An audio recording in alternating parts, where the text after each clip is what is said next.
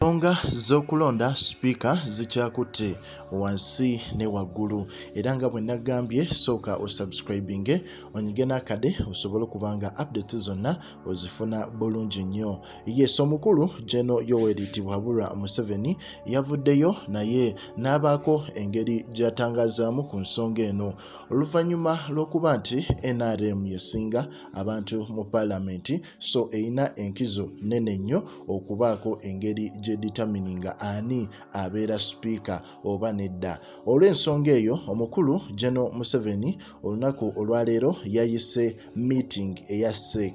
Yayise meeting eyo abantu bonna ba MPs ba NRM balina okugendayo basooke bateese kwani agenda obakwatira fulaga ku mbeera ey'okubeera speaker. Era nga story gyenkuwadde omukyala Anita Among yabadde agenzeeyo ko ku makya ku State House era ne bamugjayo misinde oluvannyuma lw'okuba nti yayagadde agende ku kifo ky'okubeera speaker ate kino ekifo kya deputy akiteekemu Bbawe Magogo, ekintu ekyagaaniddwa ne bakisaza namu era yagobedwa ku State House ne batamukirizaayo. Naye mu mbeera eyo General Museveni kyaddaaki avuddeyo n'abanga ye ng'omuntu yalonze omukulu alina okuba nga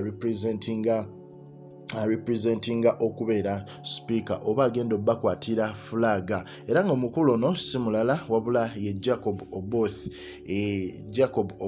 Oboth era ng'ono y'omu kuba members of parliament ab'Ebudama side zeeyo gwe yalonze okubanga akwatira NRM flag eno ey'okubeera speaker. Tetumanyi wajje binaggwera naye nga tumanyi nti badigiteta nga bamanyi kasita asonga ku muntu mwattu akola buli ekisoboka okumakinga sure nti omuntu oyo ekifo ekyo akikola ki akibeeramu. So tulinze tulabe biki ebinaaba bivuddeyo eyo naye nga embeera bwetyo bwekyali n'amawulire gakyetooloolera ddala abantu bataddewo obunkenke naddala mu Acholi region baagala bategeere amazima kituufu ki ekyasse Jacob Oulanyah kubanga bye bawulira nabo tebibasanyusa ate bye bawulira ebimu tebaagala biwulira olw'ensonga nti bagamba buli muntu ali mu position enene ng'abadde ava mu Acholi land mwattu ate buli lwe babakuza ne babaako promotions babawa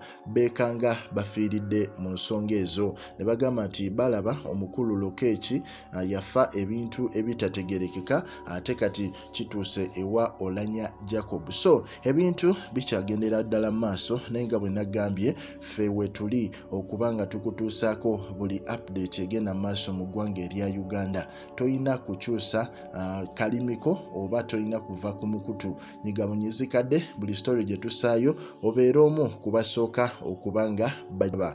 Tugamba nti ku Prejan Media subscribinga onyige n'akade osobole okubanga ofuna amawulire.